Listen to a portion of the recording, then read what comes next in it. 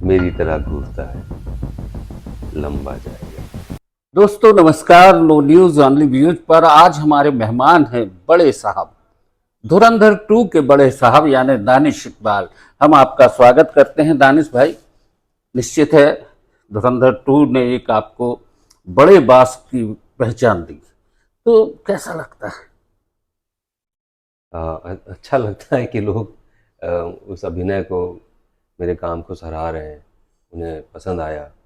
और फिल्म में आदित्य सर ने जो जिम्मेदारी मुझे दी, मैं उसे पूरी तरह से उसका निर्वाह कर पाया। तो एक अभिनेता के तौर पे तो एक अच्छी सुखद फीलिंग हो रही है। दानिश, एक मुद्दा आता है थिएटर और फिल्म, इन दोनों के बीच में आपको क्या लगता है कि थिएटर से फिल्म में आने के बाद आपकी क्या चुनौतियां रहती हैं? दोनों मीडियम अलग होता है, एक सटल होता है और एक थोड़ा एग्जैजरेटेड होता है। थिएटर में जब आप एक्टिंग करते हैं तो हर चीज़ को थोड़ा बढ़ा चढ़ा के, थोड़ा एग्जैजरेट करके करते हैं। सिनेमा में जब होता है थोड़ा सटल हो जाता है और को थोड़ा आपको फ्रेम के हिसाब से करना पड़ता है।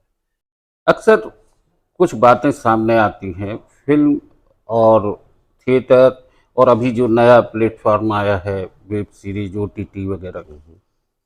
इनमें जो कहानियाँ हैं और जिस तरीके से उठाया जाता है कैरेक्टर को, और कुछ चीज़ें ऐसी होती हैं जिनको कि आप समझते हैं कि वो समाज की विसंगतियों पे चोट करती हैं।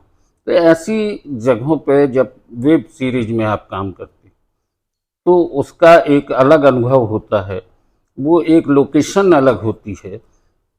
देखिए, जब वेब सीरीज़ का चलन शुरू हुआ उस समय जो आप बात कह रहे हैं कि एक ख़ास किस्म के कंटेंट को बनाया जा रहा था, जिसमें अभिनेता के लिए भी चुनौतियाँ काफ़ी थीं, निर्माताओं के लिए भी अच्छा चैलेंज था।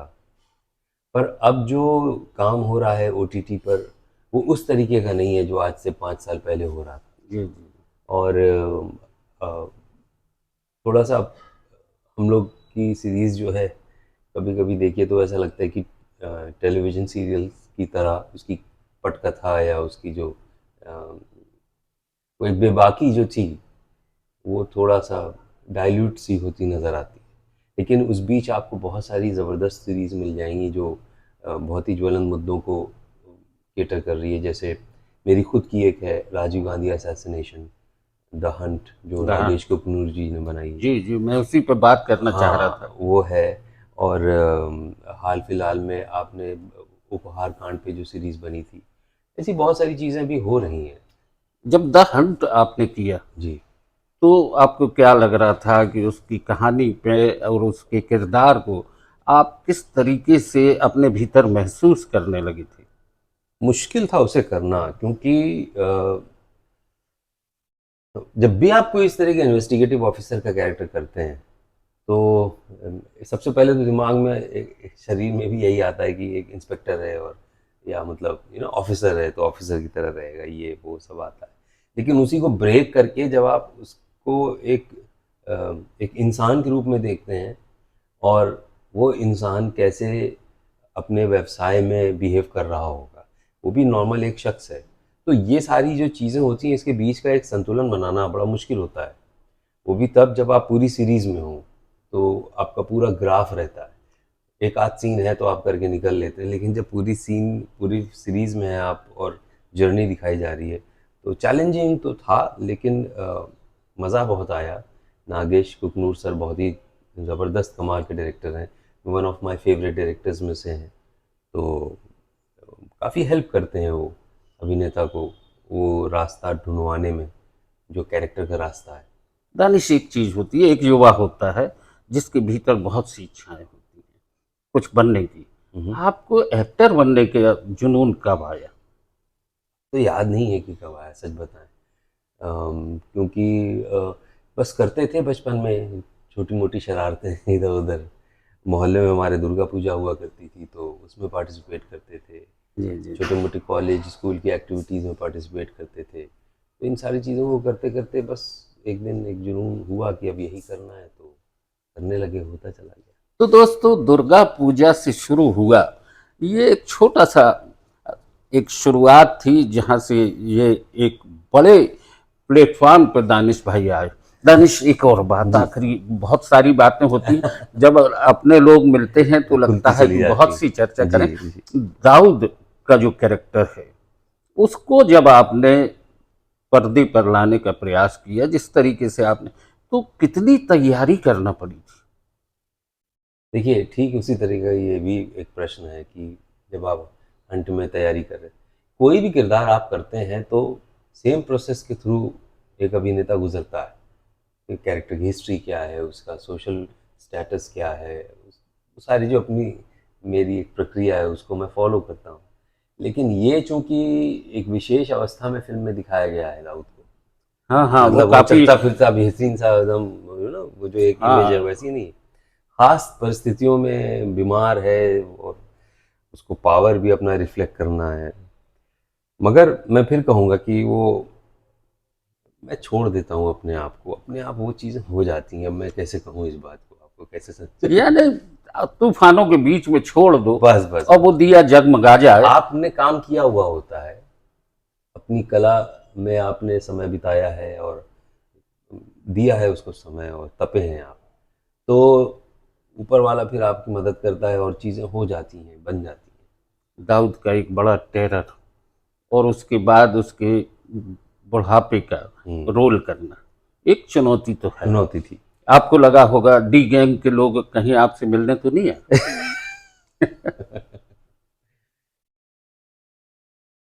ये सब इतिहास है। इतिहास से चुनौतियां थी, लोगों ने, आपने एक्सेप्ट की कि जी। ये रोल आप करेंगे। निश्चित है बहुत बड़ी सफलता भी मिली, आपको एक पहचान भी मिली। और दोस्तों, मैं कह सकता हूं कि जबलपुर में दाऊद।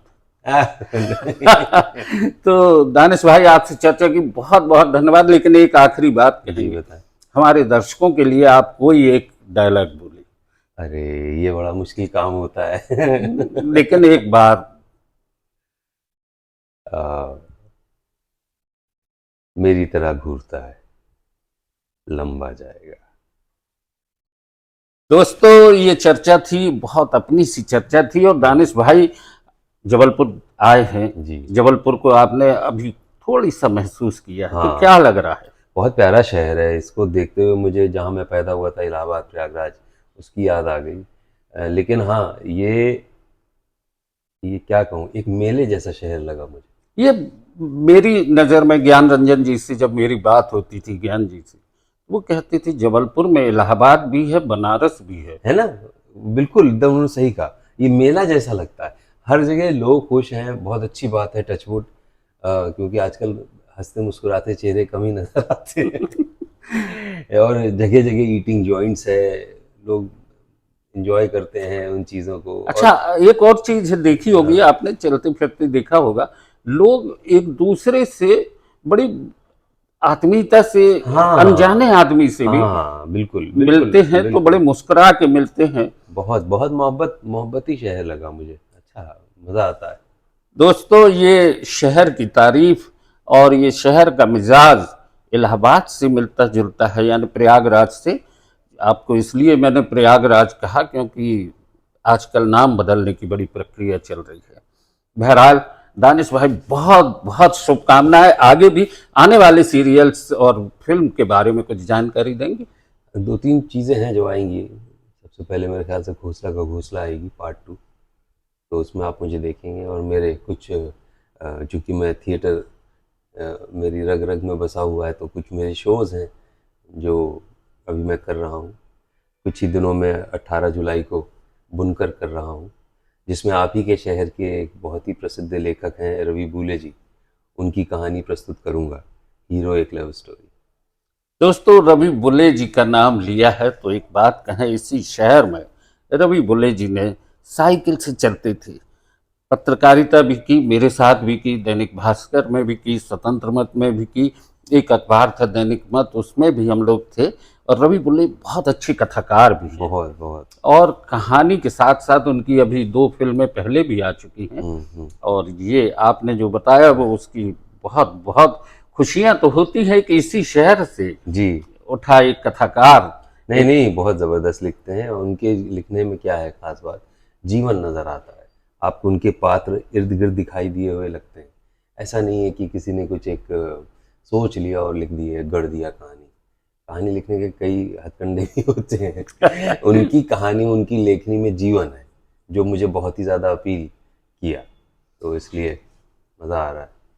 दोस्तों, इस चर्चा के साथ हम आपसे एक बात और कहें, इस भीड़ में कौन चेहरा आपके पास से गुजरता है उसको आप महसूस करिए, देखिए करीब से। न जाने वो कब रवि बुल्ले जैसा कथाकार बन जाता है, कभी दानिश जैसा एक बड़ा कैरेक्टर सामने आता है जो फिल्मी पर्दे से उभर कर आपके बीच में पहुंचता है। आज की चर्चा यहीं तक। बहुत बहुत धन्यवाद। धन्यवाद।